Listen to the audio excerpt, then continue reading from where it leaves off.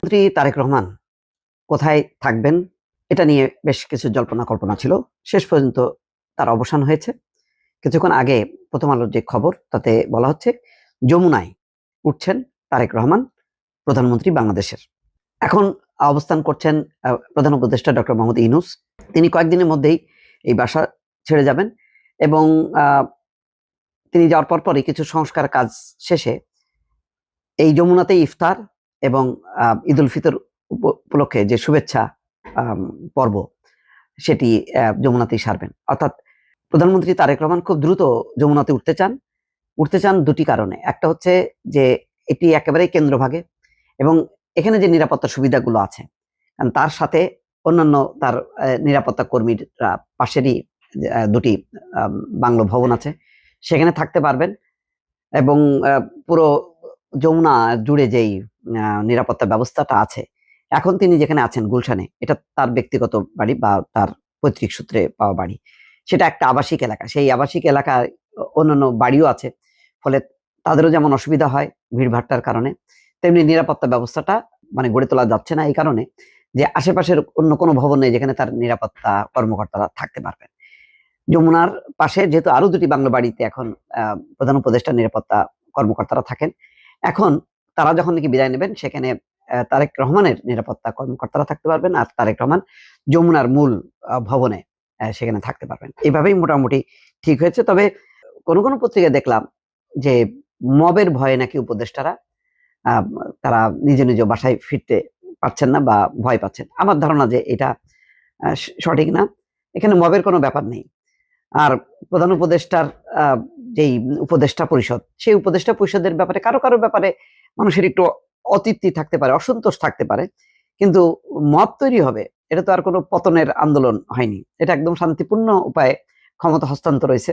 সুতরাং এখানে মবের কোনো আশঙ্কা নেই। তারা হয়তো নানান কারণে হয়তো আরো কিছুদিন থাকা যায় কিনা সেই তারা চেষ্টা করেছেন, তাদের নিজেদের বাসা খোঁজা পাওয়া এসব মিলায় হয়তো থাকতে পারে, আমি জানি না সঠিক কি কারণ। নতুবা মানে ক্ষমতা ত্যাগের সাথে সাথে আসলে বাসা ছেড়ে দেওয়া উচিত, এগুলি তারপর অবস্থান করাটা এটা দৃষ্টিকটু। তো এই এত সুবিধা নেওয়ার তো কোনো দরকার নেই, সুযোগ থাকলে আমি সেই সুবিধাটা নেব কেন, এটা একটা প্রশ্ন। আর এছাড়া সংকট তো এখন আসলে তারেক রহমান সরকারের এই এত মন্ত্রী, প্রায় ৪৯ জন, ১০ জন উপদেষ্টা, তাদেরই তো সংকুলন করাটা কঠিন হয়ে যাবে। ইতিমধ্যে তাদেরও ব্যবস্থা হয়েছে, কেউ বেলি রোডে, কেউ হেয়ার রোডে, মন্ত্রীপাড়ার মধ্যে তাদের স্থান হয়েছে। তো সবার তো সম্ভব না, আলাদা আলাদা বাড়ি, ফলে অনেককেই অ্যাপার্টমেন্টে উঠতে হবে। যেই মন্ত্রীদের জন্য যে অ্যাপার্টমেন্ট তৈরি করা ছিল সেই অ্যাপার্টমেন্টে উঠতে হবে, ফলে প্রায় ৬০ জনের অ্যাকোমোডেশন করাটা কঠিন। অনেকে হয়তো কেউ আমি অনেকে বলবো না, কেউ হয়তো তার নিজের বাসায় থাকবেন, কিন্তু অধিকাংশই আমার ধারণা যে তারা এই হেয়ার রোড, বেইলি রোড এই অঞ্চলেই থাকবেন কাজের সুবিধার্থে, সচিবালয়ে যাওয়ার সুবিধার্থে। আর তারেক রহমান যদি যমুনায় থাকেন তাহলে একদিকে তার সচিবালয় বেশি বেশি তার মানে অফিস করাটা নিয়মিত হবে এবং এটাই দরকার। হাতের কাছে যে কোনো মন্ত্রীকে খুব দ্রুত সময়ের মধ্যে তিনি পাবেন, কাজের গতি বাড়বে, সচিবালয়ের মানে প্রধানমন্ত্রী যদি সচিবালয়ে থাকেন স্বাভাবিকভাবেই সচিবালয় অন্যান্য সমস্ত দপ্তরের গতি বেড়ে যাবে, সবাই তখন অ্যালার্ট থাকবেন। অন্যদিকে অন্যান্য মন্ত্রীদের ক্ষেত্রেও তাই। আবার একটু দূরত্ব হলেও প্রধানমন্ত্রীর যে কার্যালয়, সেই কার্যালয়টা খুব বেশি দূর না। মোট কথা একটা কেন্দ্রীয় অবস্থান তারেক রহমান থাকতে পারবেন। আর একটা বিষয় হলো যে যখন কেউ প্রধানমন্ত্রী হন তার নিরাপত্তার বিষয়টা খুব গুরুত্বপূর্ণ হয়ে ওঠে। তো একমাত্র এখন যেহেতু গণভবন নেই, গণভবন শেখ হাসিনা পতনের পর গণভবন ভাঙচুর করা হয়েছে, পরে এটা স্মৃতি জাদুঘর করা হয়েছে এবং সেভাবে তার কাজও সম্পন্ন হয়েছে, ফলে গণভবনেও থাকার সুযোগ নেই তারেক রহমানের। এখন অনেকটা বাধ্য হয়েই যমুনায় ফিক্সড করেছে সরকার, আগেই একটা কমিটি করা হয়েছিল যে প্রধানমন্ত্রী কোথায় থাকতে পারেন। তো সেখানে বিবেচনা করা ছিল সংসদ ভবনের স্পিকার ভবনকে ভেঙে চুরে ওইটা প্রধানমন্ত্রী করা হবে কিনা, কিন্তু অনেকে বলেছে যে না, এটা ঠিক হবে না, এখানে সংসদ সচিবালয় স্পিকার, ডেপুটি স্পিকাররা থাকবেন, এটাই রীতি, এখানে প্রধানমন্ত্রী থাকা উচিত না। তো যাই হোক, এখন সব মিলায় যমুনাটাকেই মনে করা হচ্ছে নিরাপত্তার দিক থেকে, কাজের দিক থেকে একটা ভালো স্থান।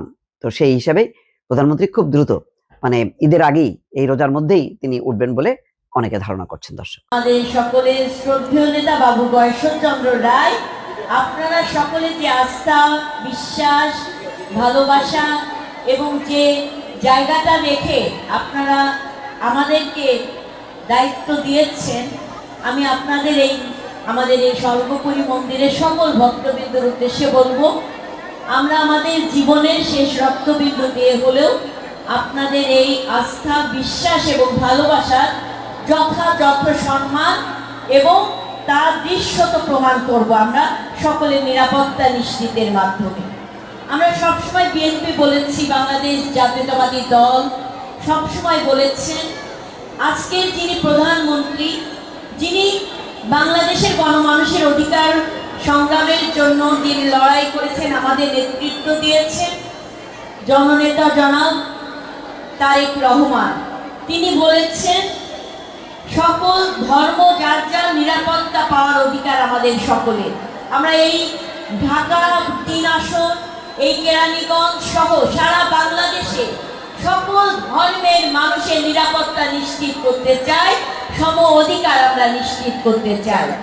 আজকে একটা প্রেক্ষাপটে দাঁড়িয়ে আজকে বিএনপির যে সারা বাংলাদেশের যে ভোটের যে একটা উৎসব হয়েছে, সেই উৎসবে আমাদের হিন্দু সম্প্রদায়ের মা এবং ভাইরা, দাদারা, আপনারা নিরঙ্কুশ ভোটে আজকে বিএনপি আজকে জাতীয় পর্যায়ে আজকে সরকার গঠন করতে পেরেছে। এটা আমাদের জন্য অত্যন্ত গর্বের এবং আমাদের জন্য অত্যন্ত ভালো লাগার। আমি আপনাদের সবার উদ্দেশ্যে বলবো, যে কোনো সমস্যা সাথে সাথে স্মরণ করবেন। আমরা আপনাদের পাশে সার্বক্ষণিক আপনাদের সেবক হয়ে আপনাদের পাশে কাজ করব। আপনাদের যদি কোনো সমস্যা ফিল করেন কিংবা সমস্যার সম্মুখীন হন, আপনারা অন্য কোনো ব্যক্তির কাছে যাওয়ার দরকার নেই। বাবু গয়েশ্বরচন্দ্র রায় এবং নিপুণ রায় চৌধুরীর নাম্বার সবার কাছে উন্মুক্ত থাকবে। আপনারা সাথে সাথে আমাদেরকে জানাবেন, আমরা তাৎক্ষণিক ব্যবস্থা গ্রহণ করব। আমি বিশ্বাস করি এই কেরানীগঞ্জে সকল জনগণ আমাদের সকলের নিরাপদ জনপদে যেন পরিণত হয়, আমরা সেই লক্ষ্যে ঐক্যবদ্ধভাবে কাজ করব।